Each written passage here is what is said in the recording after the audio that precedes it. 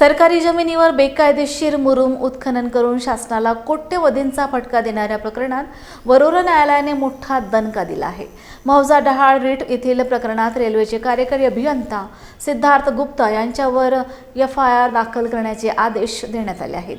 सामाजिक कार्यकर्ते विनोद खोब्रागडे यांनी दाखल केलेल्या प्रकरणात न्यायालयाने भारतीय न्याय संहिता 2023 अंतर्गत गुन्हा नोंदविण्याचे निर्देश दिले आहेत।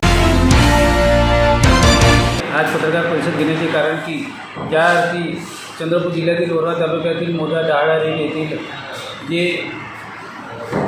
सिद्धार्थ गुप्ता जे रेल्वेचे अभियंता आहे त्यांनी अवैधरित्या मुरुमाचे उत्खनन करीत होते सर्वे नंबर 24मध्ये, जेव्हा की त्याच्या मालकीचा सर्वे नंबर रेल्वेच्या मालकीचा सर्वे नंबर 23 असताना त्यांनी 25,76,400 रुपये माननीय जिल्हाधिकारी महोदय यांच्याकडे भरून रिसर्च त्यांनी परमिशन घेतली होती।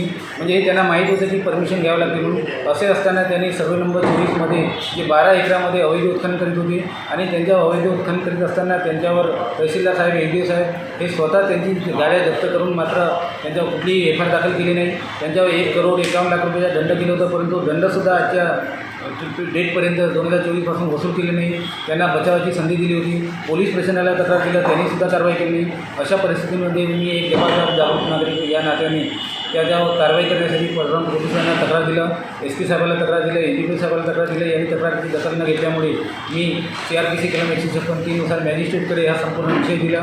एक डॉक्युमेंट मी समजावून सांगितलं आणि कोर्ट विद्यमान न्यायदंडाधिकारी महोदय वरोरा यांनी या सिद्धार्थ गुप्ता यांच्यावर FIR दाखल करण्याचे 8/4/2024 रोजी आदेश पारित केले आहे। अनेक कलमानुसार भारतीय BNSच्या कलमानुसार 61(2), 316(5), 318(4), 336(3), 340(1) व 2 या कलमानुसार FIR दाखल करण्याचे आदेश दिलेले आहे। आणि या प्रकरणामध्ये माननीय जिल्हाधिकारी महोदयसुद्धा आरोपी होते, तहसीलदार साहेब होते, ADO साहेब होते, कलेक्टर साहेब होते, तलाठी होते, मंडळ अधिकारी होते, पोलीस प्रशासन होते।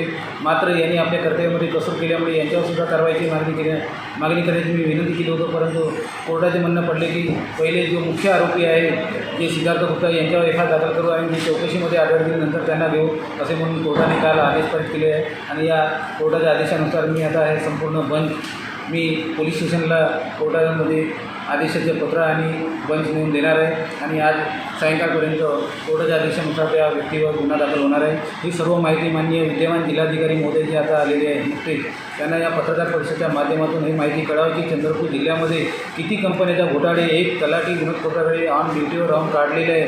या प्रकरणामध्ये माननीय जिल्हाधिकारी महोदयांनीसुद्धा विशेष लक्ष देऊन हा बुडालेला जो महसूल आहे हा वसूल करावी अशी मागणी मी पत्रकार परिषदेच्या माध्यमातून आज केली आहे। थँक्यू।